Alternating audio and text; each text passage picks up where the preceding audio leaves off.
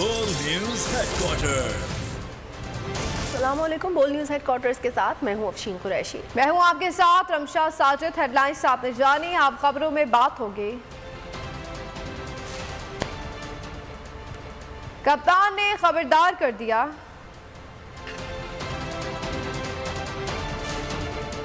कराची में डाकू राज।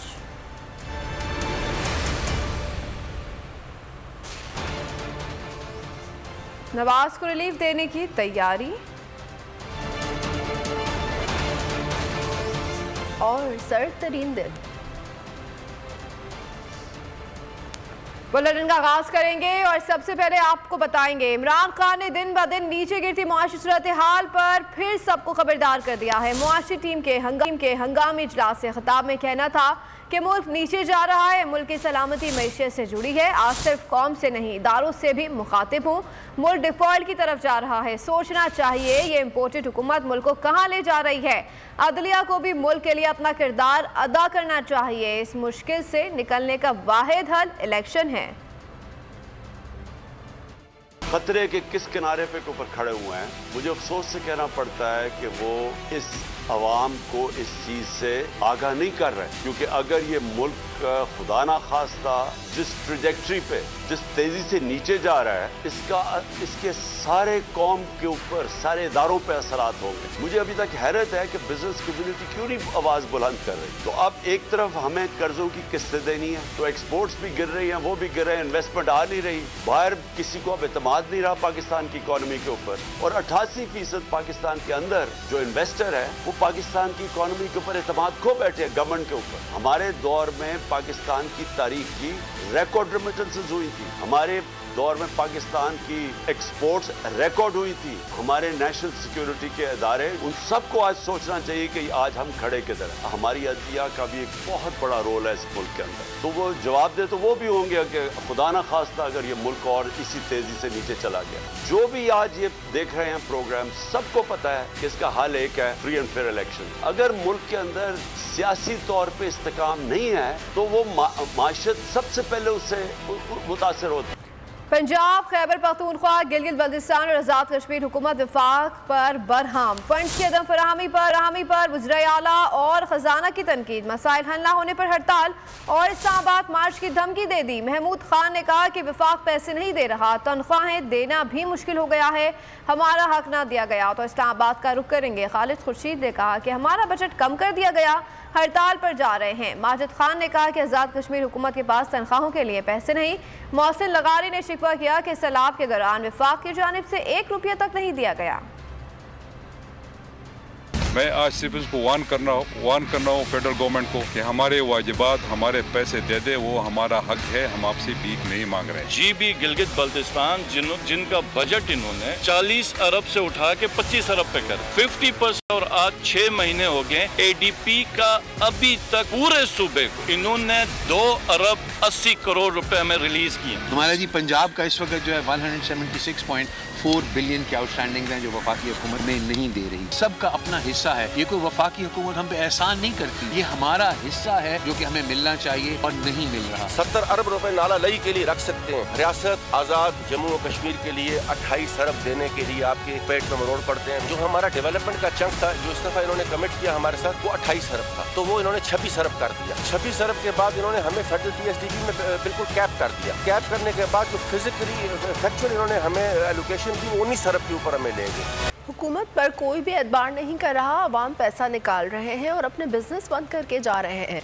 साबिक वज़ीर ख़ज़ाना शौकत तरीन की बोल न्यूज़ के प्रोग्राम अब पता चला में गुफ्तगू कहा मुआशी हालात का हल ये है कि सियासी इस्तेहकाम लाना होगा, फौरी तौर पर निगरान हुकूमत तश्कील दी जाए, सियासी इस्तेहकाम के लिए नए इलेक्शन कराने पड़ेंगे। बिल्कुल अयां है कि कोई भी एतबार नहीं कर रहा, इन्वेस्टर एतबार नहीं कर रहे, लोग पैसा निकाल रहे हैं, लोग अपनी बिजनेस बंद करके यहाँ से जा रहे हैं। इसका हल पहले तो बहुत बड़ा हल ये है कि आपको पॉलिटिकल जो है वो एक किस्म सर्टेनिटी लानी पड़ेगी, जिसका मतलब है कि आपको नए इलेक्शन अनाउंस करने पड़ेंगे। तो पहली बात तो है कि इनको अभी अनाउंस कर देना चाहिए ताकि इंटरिम गवर्नमेंट एक आए। जब इंटरिम गवर्नमेंट आएगी तो एक स्टेबिलिटी की तरफ हम गामजन हो जाएंगे। मुराद सईद की जान को खतरात। रहनुमा पीटीआई ने सदर मुमलिकत को खत लिखकर आगाह कर दिया। सदर आरिफ अलवी को याद दिलाया कि 12 जुलाई को अरशद शरीफ ने आपको खत लिखा था, किसी ने नोटिस नहीं लिया, नाखशात को संजीदगी से लिया गया, मालागढ़ में बेर उठा लिया, जिसके बाद मेरे खानदान को धमकियां देने का आगाज हुआ। मुझे फैमिली कहें और मुंतकिल करने का कहा जा रहा है, मगर मिट्टी की मोहब्बत की वजह से आज तक ऐसा नहीं किया। उन्होंने वाज़ेह पैगाम दिया कि हमारा जीना मरना इस मिट्टी में है। मुराद सईद ने कहा कि मुझे मारने की कई बार मनसूबाबंदी की गई। आगाही मुहिम के दौरान भी मशकूक अफराद ताक़ुब में रहे। 18 अगस्त को 2 सादा लिबास मुसल्लह अफराद रात 2 बजे मेरे घर आए। हुकाम की जानिब से बार बार बताया गया कि मेरी जान को खतरा है। पूरी रियासती मशीनरी इन नासिर की मुआवनत करती दिखाई दे रही है। उम्मीद करता हूँ कि अरशद शरीफ के खत पर बढ़ती गई गफलत दोबारा ना दोहराई जाएगी। चीफ जस्टिस से अपील है वो मुराद सईद के खत के मवाद का नोटिस लें। चेयरमैन पीटीआई इमरान खान का ट्वीट अरशद शरीफ और आज़म सवाती के खिलाफ हुकूमती कार्रवाइयों का भी हवाला दिया। इमरान खान ने अपने ट्वीट में लिखा कि सेनेटर आज़म सवाती पहले ही हमारी मुअज़्ज़ज़ अदलिया की मुदाखलत के बगैर इंसानी हुकूक की बदतरीन खिलाफ वर्जियों का शिकार है। ट्वीट में बोल न्यूज़ के एंकर शहीद अरशद शरीफ का भी हवाला दिया। लिखा, अरशद शरीफ के साथ क्या हुआ, इनकी जान को लाक खतरात के बारे में सदर को ख़त लिखने के बावजूद इनको शहीद कर दिया गया। चीफ जस्टिस से गुजारिश है कि वो ख़त का नोटिस लें, इससे पहले कि बहुत देर हो जाए।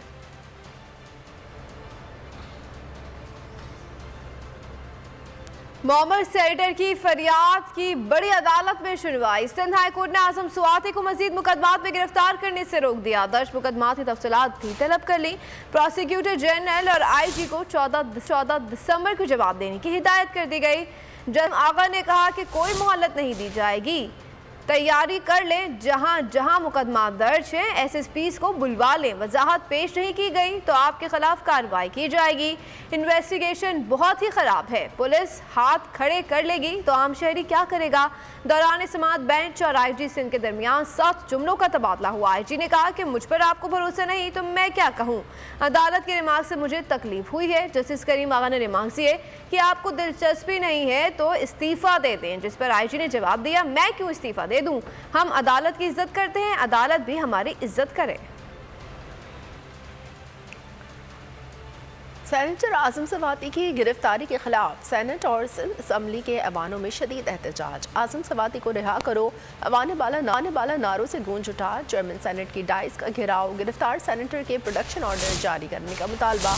सिंध असम्बली इजलास में पीटीआई अरकान आज़म सवाती की रिहाई के लिए एहतजाज, स्पीकर डाइस का घेराव, अलामती वॉकआउट। आज़म सवाती के साहबजादे उस्मान सवाती भी सिंध असम्बली पहुंचे। कायद हिज़्ब इख्तिलाफ हलीम आदिल शेख को पॉइंट ऑफ ऑर्डर पर बात करने से रोक दिया गया।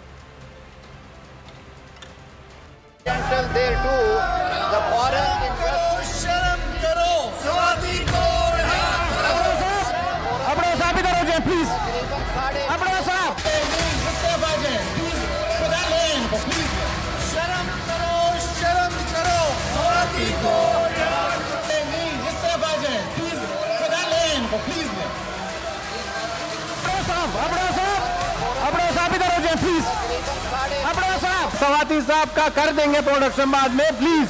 आज़म सवाती पर इम्पोर्टेड हुकूमत की जालिमाना कार्रवाइयाँ। पेरिस से मुकीम ओवरसीज पाकिस्तानियों का शदीद गम और गुस्सा। कहा, जब तक सेंटर आज़म सवाती को रिहा नहीं कर दिया जाता, इस वक्त तक हम चैन से नहीं बैठेंगे और जुल्म के खिलाफ आवाज़ बुलंद करते रहेंगे।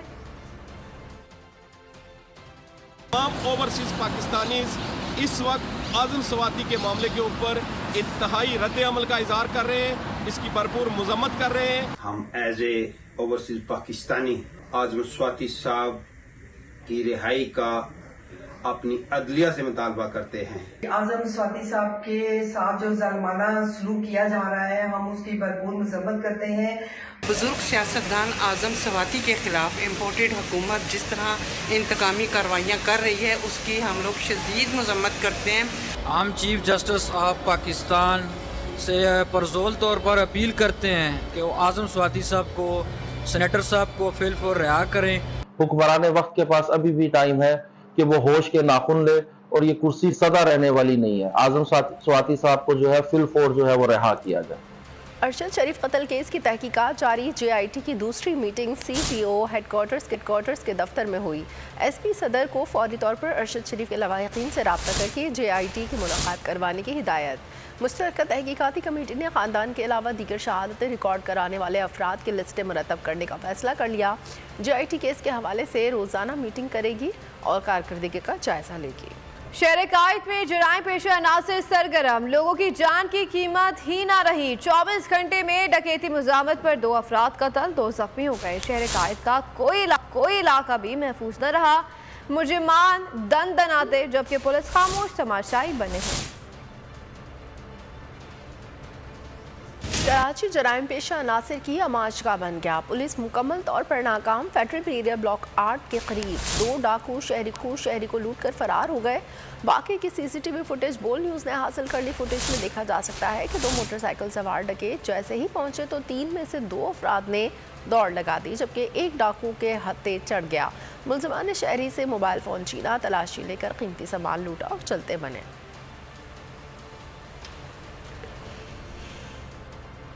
रेंजर्स और पुलिस ने कराची के मुख्तलिफ इलाकों में मुश्तरका कार्रवाई करते हुए 4 मुलज़िमान को गिरफ्तार कर लिया। नूरानी बस्ती, कोरंगी और कजाफी टाउन से डकैत गिरोह पकड़ा गया। तर्जुमान रेंजर्स के मुताबिक मुलज़िमान के कब्जे से 5 पिस्तौल और 3 चोरी की मोटरसाइकिलें बरामद हुई है। मुलज़िमान की शनाख्त हफीज़, जुबैर, मोहम्मद आयूब और चंजैब के नाम से हुई है। मुलज़िमान डकैती और स्ट्रीट क्राइम की वारदातों में मुलव्वस है। मुलज़िमान ने रकम छीनने और गाड़ियों को लूटने का एतराफ़ कर लिया है। मुलज़िमान के दीगर साथियों की गिरफ्तारी के लिए छापे मारे जा रहे हैं। लाहौर सूबाई दारुल-हुकूमत में पुलिस रिस्पांस इवेंट काम आया न डॉल्फिन स्क्वाड। स्ट्रीट क्राइम की वारदातों में शहरी दिन दहाड़े लुटते रहे। बोल न्यूज़ से 11 माह का पुलिस रिकॉर्ड हासिल कर लिया। मजमूई तौर पर स्ट्रीट क्राइम 90,958 मुकदमा दर्ज हुए हैं। स्ट्रीट क्राइम की वारदातों में सिटी डिवीजन 21,557 वारदातों के साथ सर फहरिस्त है। सदर डिवीजन 19,326 वारदातों के साथ दूसरे नंबर पर है। कैंट डिवीजन 17,079 वारदातों के साथ तीसरे नंबर पर सर फहरिस्त है। मॉडल टाउन डिवीजन में स्ट्रीट क्राइम के 16,770 मुकदमा दर्ज हुए। सिविल लाइंस डिवीजन में स्ट्रीट क्राइम की 8,261 वारदातें रिपोर्ट हुई। हुकूमत के NRO-2 की तरफ पेशकदमी। शहबाज, हमजा, मरियम नवाज, इसाक डार, सलमान शहबाज के बाद नवाज शरीफ को रिलीज देने की तैयारी। हुकूमत ने नवाज शरीफ की सज़ा के खिलाफ अदालत जाने का फैसला कर लिया। वज़ीर आज़म शहबाज शरीफ की ज़ेर सदारत लाहौर में पार्टी रहनुमाओं का इजलास। राय का कहना है मरियम नवाज की वरीयत के बाद अदालत से रुजू करने का फैसला किया गया। नवाज शरीफ से पहले मरियम सी होगी। ऐलान लंदन से होगा। नवाज शरीफ का जनवरी में पाकिस्तान वापसी आने का इम्कान। एहतसाब अदालत ने एमफील्ड रेफरेंस में नवाज शरीफ को 11 साल कैद की सज़ा सुनाई है।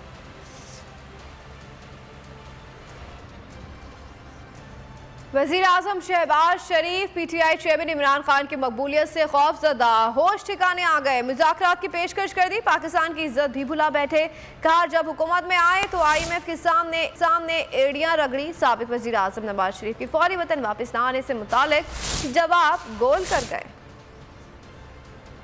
हमने एड़ियां रगड़ी अपना IMF के आगे, क्योंकि वो पाकिस्तान के ऊपर एतबार करने के लिए तैयार नहीं था। उन्होंने पता नहीं कहां अंगूठे लगवाए और कहां क्या उन्होंने गारंटीज ली। मजबूरी थी कि हमें ये फिर महंगाई का एक जो तूफान था हमें आगे करना पड़ता, मजबूरी थी। मियां नवाज शरीफ साबिक वज़ीर आज़म है। पाकिस्तान के अंदर उनके चाहने वाले करोड़ों में बसते हैं और इंशाअल्लाह अल्लाह ताला ने चाहा तो पाकिस्तान जल्द तशरीफ लाएंगे इंशाअल्लाह। मेरे कायद मियां नवाज शरीफ को, मुझे, मेरे खानदान को और पार्टी को बुरी तरह पाकिस्तान के अंदर और बाहर बदनाम करने की एक बदतरीन घटिया उन्होंने दिन रात कोशिश की। पाकिस्तान की माशी बका, सलामती, खुशहाली के लिए एक क्या 100 कदम आगे बढ़ा सकते हैं। हम तमाम अपने इख्तलाफात भुला सकते हैं। तालीद दोनों हाथों से बचती है। कौम का फैसला है कि कौम ने अगले इलेक्शन में क्या फैसला देना है। जो भी कौम फैसला देगी हम उसको मनोन कबूल करेंगे।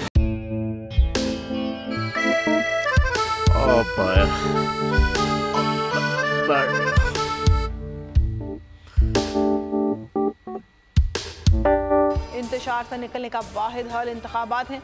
हकीकी आज़ादी मार्च आज रवान। हाँ, आयत के मुताबिक अगर आप उसको ये रिपोर्ट दे दें तो मैं आपको अपनी 4 सीटें दे दूंगा। मौलाना हाँ साहब, वो जो रिपोर्ट हमें दे दे और वो जो नीली पीली चैनल है वो लगाए। जाओ शबाश। हम ऐसा टीवी देखते ही नहीं जिसका रिमोट हमारे हाथ में ना हो। और यहाँ पे कोई 2 नंबर ही नहीं चलेगी। और हम कोई गुलाम है जो आप रिमोट मांगे हम दे दें? Absolutely not. यहाँ पे सिर्फ पाकिस्तान का नंबर 1 चैनल चलेगा, बोल, जो हकीकी सहाफत की जंग लड़ रहा है। पाकिस्तान के लिए कोई और नहीं, सिर्फ बोल खड़ा है। आप सब भी बोल देखें।